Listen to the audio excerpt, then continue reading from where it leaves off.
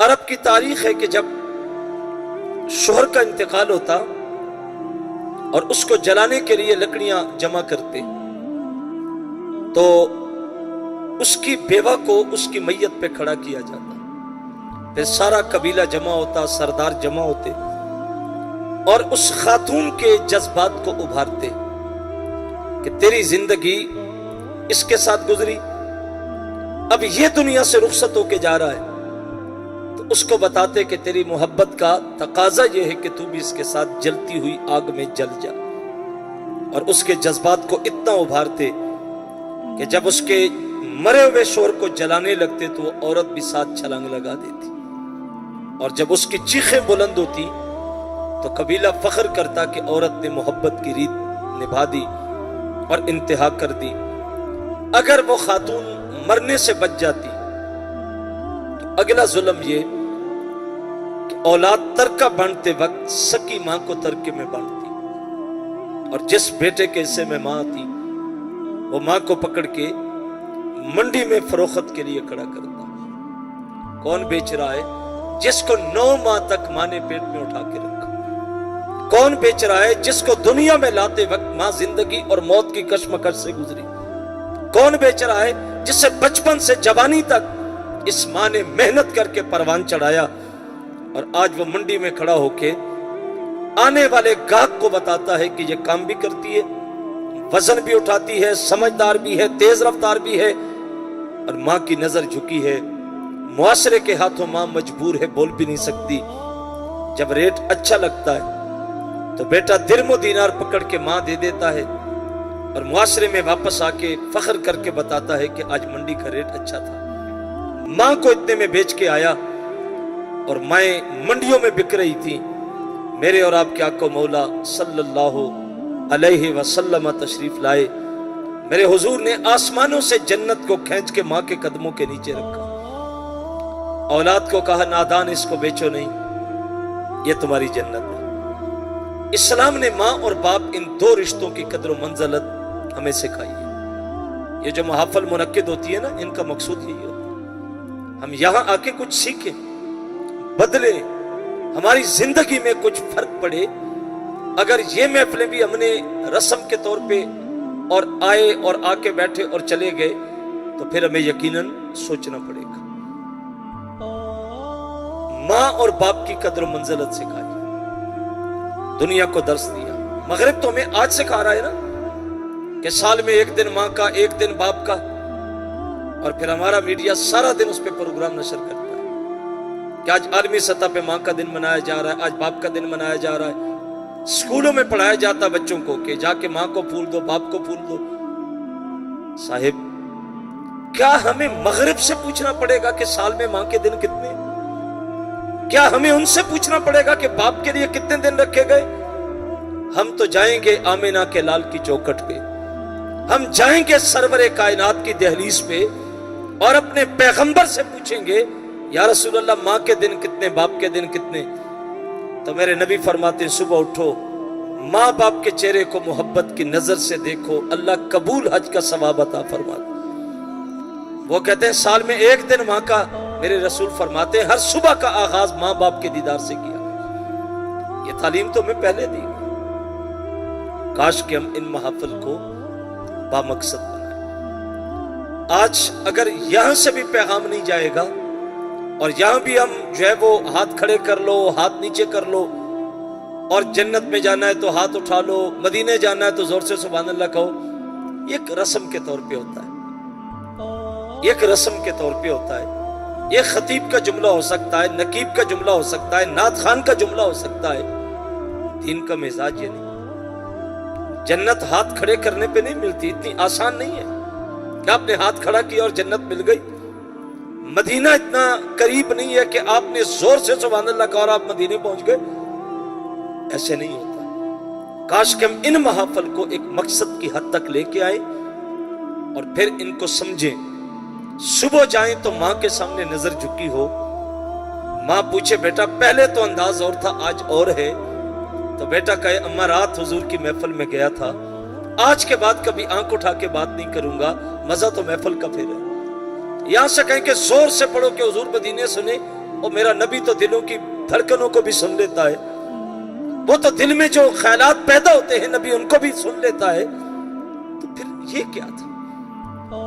ان محافل کو ایک ترتیب دیں، ان کے مقاصد کو نسل تک منتقل کریں، اور اگر ہم نے یہاں بھی آ کے ڈھول دھبلے اور سارا کچھ یہی کچھ چلانا ہے اور اسی پہ جو یہاں سے سنایا جائے، قوم کا ایک مزاج ہے جو مرضی ان کو دیتے چلے جائیں، آپ ان کو کہیں کھڑے ہو جاؤ، سارے کھڑے ہو جائیں گے، بیٹھ جاؤ۔ وہ ہمارے گجرانوالہ کے ایک مولوی صاحب تھے، تو جمعہ پڑھانے بیٹھے تو انہوں نے کہا بھائی سارے مل کے بولو آج منگل ہے۔ لوگوں نے کہا منگل، اس نے کہا زور سے بولو کیا ہے؟ منگل ہے۔ پھر کہا زور سے بولو کیا ہے؟ کہا منگل ہے۔ اس نے کہا پاگلو منگل نہیں ہے، جمعہ ہے۔ یعنی شعور بھی تو کوئی چیز ہے نا، ہمیں جو دیا جا رہا ہے ہم لیے جا رہے ہیں، جو یہاں کھڑا وہ جو، یار تھوڑا سا شعور بھی تو پیدا کریں کہ جو دیا جا رہا ہے وہ شریعت کے مزاج کے مطابق بھی ہے یا نہیں۔ ہم نے ہر چیز کو دین کا حصہ کیوں بنا لیا کہ جو کچھ آ رہا ہے ڈھول ڈمکے جو چل رہا ہے، جو جیسا مرضی کلام آ جائے، جیسا مرضی سٹائل آ جائے، ہم اس کو دین سمجھ رہے ہوتے ہیں۔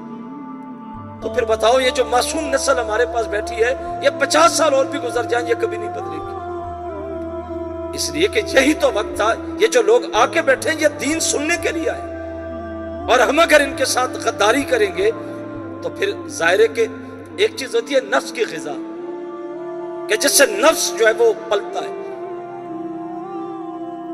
دین ہمارے مزاج کے مطابق نہیں ہے، ہمیں اپنا مزاج دین کے مطابق ڈھالنا پڑے گا، برکتیں پھر نسل تک منتقل ہوں گی، ورنہ نہیں۔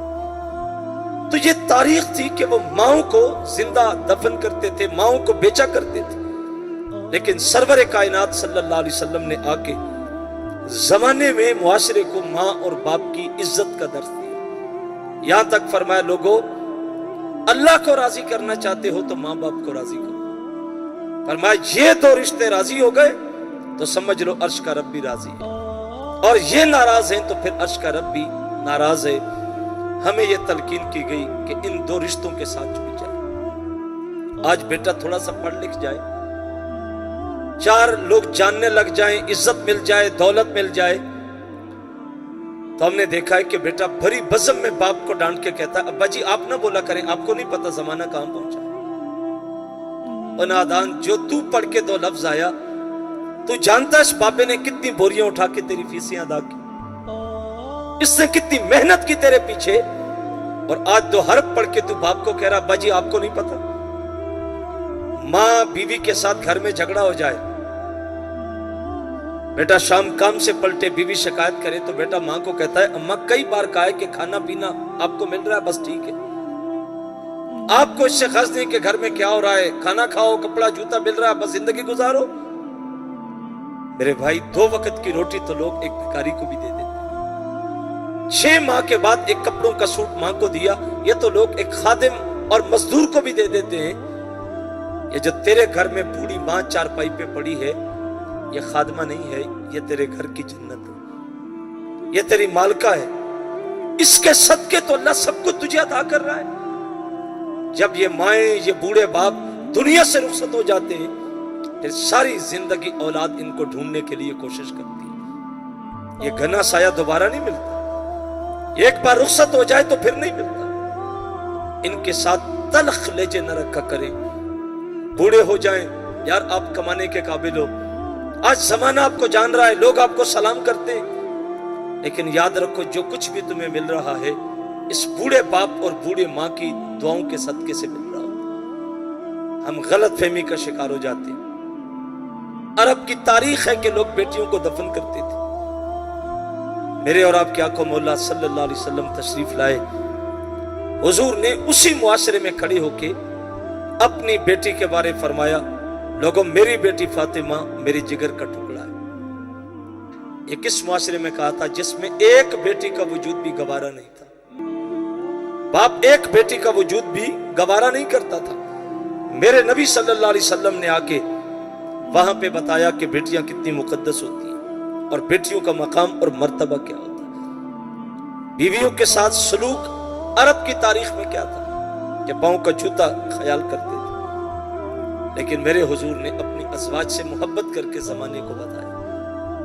آج عورت روڈوں پہ نکل رہی ہے نا کہ مجھے آزادی چاہیے، اس کو پڑھایا گیا کہ تجھے آزادی ملنی چاہیے، مرد کے شانہ بشانہ چل۔ یہ کل کا جو دن گزرا ہے اور جس کو محبت کا نام دیا گیا اور نوجوان نسل مست ریچھوں کی طرح ناچتی رہی اور ہاتھوں میں پھول پکڑ کے کسی کی بہن کسی کی بیٹی کے سامنے، یہ ہمارا اسلامی کلچر اور اسلامی طریقہ نہیں، یہ مغرب کا عطا کردہ تحفہ ہے جس کو آج امت جو کچھ آ رہا ہے اس کو اندر اتارتی چلی جا رہی ہے۔ کہتے ہیں محبت کا دن ہے، وہ اسلام تو ہے ہی سراپا محبت۔ بتاؤ باپ اور ماں سے محبت کا درس کس نے دیا؟ بیٹیوں سے پیار کا درس زمانے میں کس نے دیا ہے؟ بھائی بہنوں پہ جان نچھاور کرتے ہیں، یہ درس محبت کس نے دیا ہے؟ یہ میرے نبی نے تو آ کے دیا تھا، لیکن ایک حد رکھی تھی۔ عورت کو پڑھایا گیا کہ تو باہر نکل، تو اس کو جوڑنے کی کوشش کی گئی، لباس اس کا بدلا گیا، انداز اس کا بدلا گیا، حلیہ اس کا بدلا گیا، لیکن صاحب مرد اور عورت کبھی بھی برابر نہیں ہو سکتے۔ اللہ نے خلقت میں فرق رکھا، لباس آپ بدل لیں گے لیکن خلقت تو نہیں بدل سکتے، جسمانی معاملات تو نہیں بدل سکتے۔ مرد کو طاقتور پیدا کیا، جو بھاری وزن اور طاقتور کام مرد کر سکتا ہے وہ عورت نہیں کر سکتی، جو کام عورت کر کے کر سکتی ہے وہ مرد نہیں کر سکتی۔ شریعت نے دونوں کے کام تقسیم کیے۔ اسے پڑھایا گیا کہ تو باہر نکل، تو مردوں کے شانہ بشانہ چل، اور مغرب عورت کو وہاں سے کھینچ کے بازار میں لایا۔ کیا دیا عورت کو؟ کیا ہر ملک کی عورت ہی صدارت اور وزارت کی کرسی پہ بیٹھی ہے؟ یہ تو 2% نتیجہ بھی نہیں نکلتا۔ عورت کو گھر سے کھینچ کے لائے، کہا تو کھانا بنا رہی ہے، بچوں کا گھر کا صفائیاں کر رہی ہے، بھلا یہ کوئی تیری زندگی ہے؟ تو مردوں کے شانہ بشانہ۔ جب وہ باہر نکل کے آئی تو اس کو کہا تو ہوٹلوں کی صفائی کر، تو یہاں کمروں کے کپڑے چادریں بدل، تو آنے جانے والوں کے لیے دروازہ کھول، تو شو پیس کی طرح سامنے بیٹھ جا تاکہ تیرے ذریعے کاروبار چمکے، جہاز میں لوگوں کو کھانا دے۔ بچوں کو کھانا دیا تو اس کو کہا تیرے اوپر ظلم ہو رہا ہے کہ تو بچوں کو کھانا دے رہی ہے۔ شوہر کو کھانا دیا، بھائیوں کو کھانا دیا، اسے پڑھایا گیا ظلم ہے تیرے اوپر، اور اس کو باہر نکال کے جہاز میں کھڑا کر کے کہا جتنے لوگ بیٹھے سب کو کھانا پیش کر۔ یہ اس کو آزادی دی گئی، یہ اس کو حق دیا گیا، اس سے کاروبار چمکائے گئے، تسکین کا ذریعہ بنایا گیا۔ اس کو اپنے کمروں میں دفتروں میں جو ہے وہ تسکین لذت کے لیے نظارے کے لیے بٹھا دیا۔ یہ عورت کی عزت نہیں ہے، یہ عورت کی تذلیل ہے۔ عورت کو عزت اگر زمانے میں دی ہے تو میرے مصطفیٰ نے عطا کی۔ ماں کے روپ میں بیٹے تیرے قدموں کے نیچے شریعت نے جنت کو رکھ دیا، بتا تجھے کیا چاہیے؟ یہ تیری عزت نہیں تو اور کیا ہے؟ بھائی اوور ٹائم لگا کے تیری شادی کے لیے تیاریاں کرتا ہے، محنت کر کے کما رہا ہے، بتا تیری عزت نہیں ہے تو اور کیا ہے؟ شوہر تجھ پہ جان چھڑکتا ہے، بتا یہ تیرے لیے عزت نہیں ہے تو اور کیا ہے؟ بوڑھا باپ کمر پہ بوریاں اٹھاتا ہے کہ میرے گھر میں بیٹی ہے، اس کے ہاتھ پیلے کرنے ہیں، بتا یہ تیرے لیے عزت نہیں ہے تو اور کیا ہے؟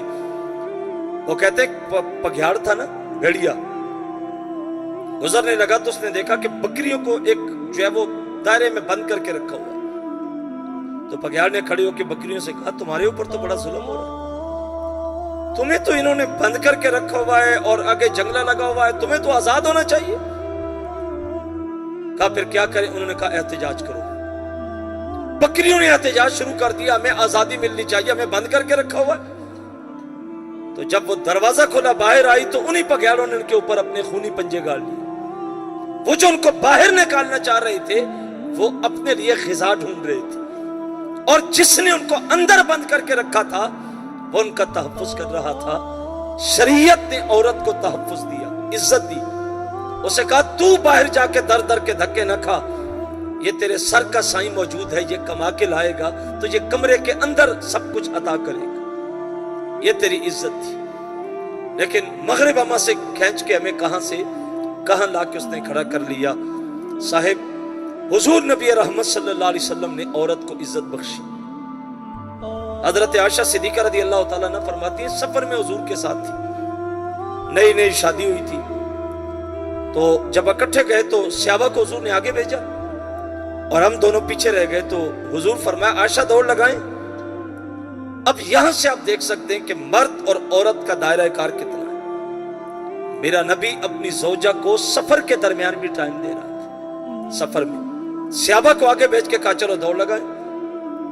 جب دوڑ لگی تو عائشہ صدیقہ رضی اللہ تعالیٰ عنہ فرماتی ہے میں دبلی پتلی تھی, میں آگے نکل گئی, حضور پیچھے رہ گئے. دوبارہ پھر میری باری آئی تو اب میرا جسم تھوڑا سا بڑھ گیا تھا.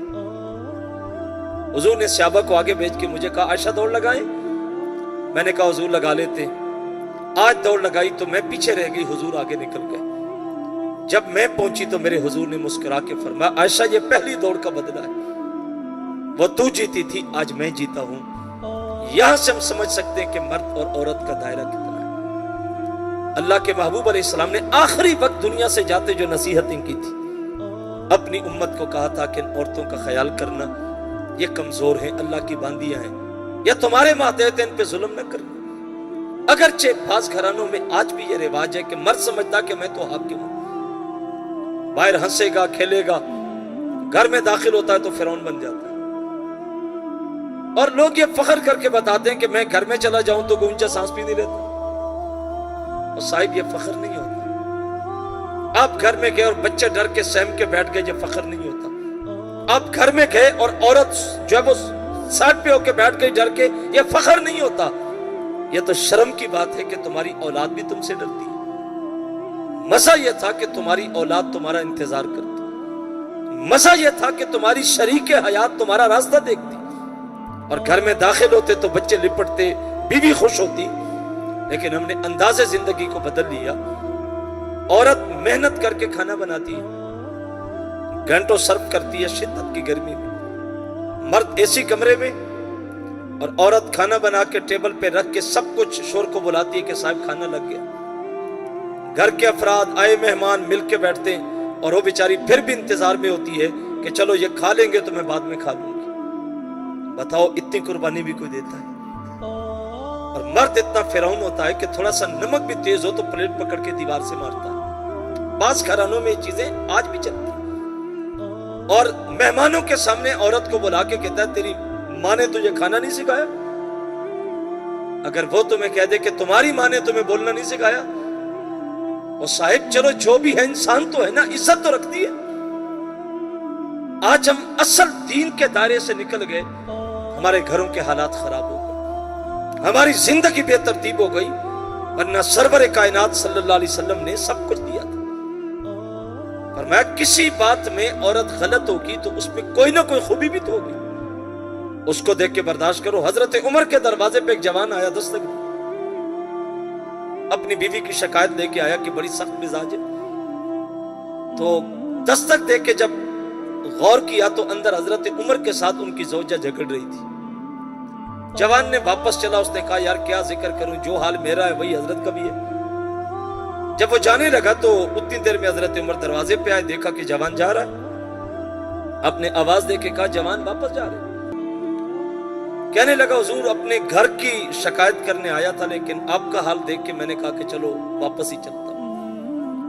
حضرت عمر فرمانے لگے یار بات ٹھیک ہے کہ میری بیوی تھوڑی سی تلخ زبان ہے, لیکن میرے اتنے کام کرتی ہے, کپڑے دھوتی ہے, بچوں کو سنبھالتی ہے, مہمانوں کا خیال کرتی ہے, تو کبھی کبھی تلخی بھی کر لے تو میں بھی برداشت کر لیتا ہوں. فرمایا کچھ اس میں غلطیاں ہوں گی تو کچھ اچھائیاں بھی تو ہوں گی, لیکن ہم چونکہ مزاج اتنا ہے کہ طلاق کی شرح دنوں میں بڑھ گئی. لوگ ایک بات, ایک تلخی اور آگے سے دھمکی دے کے کہتے ہیں دوں تجھے طلاق. تھوڑی سی تلخی ہوئی اور عورت شور کے سامنے سینہ تان کے کھڑی ہو کے کہتے ہیں جلدی کر مجھے فارغ کر.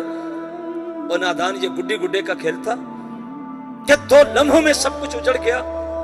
اللہ کے حبیب علیہ السلام نے ارشاد فرمایا اللہ کو حلال کردہ چیزوں میں سے سب سے جو ناپسندیدہ چیز ہے وہ طلاق. فرمایا جب بغیر کسی عذر کے مرد یا عورت میں سے کوئی ایک طلاق لیتا ہے یا دیتا ہے تو اللہ کا عرش بھی کانپتا ہے. لیکن آج معاشرے میں ہم نے اس کو کھیل بنا لیا. آج اس کی شرح بڑھتی چلی جا رہی ہے. جب تک ہم دین سے نہیں جوڑیں گے, جب تک نسلوں کو دین کے ساتھ نہیں جوڑیں گے, یہ یاد رکھیں کہ ہمارے ہاں امن نام کی چیز معاشرے میں نہیں آئے گی, اور یہ معاشرہ اسی طرح بڑھتا چلا جائے گا. اگر سکون چاہتے ہیں, اطمینان چاہتے ہیں, تو ایک ہی راستہ ہے, گنبد خضرا کے مکین تک پہنچنا پڑے گا, نسلوں کو پہنچانا پڑے گا. اور جب ہم دین کے دائرے میں آئیں گے تو انشاءاللہ پھر اللہ اس دین کی برکتیں ہمیں وافر مقدار میں نصیب فرمائے گا.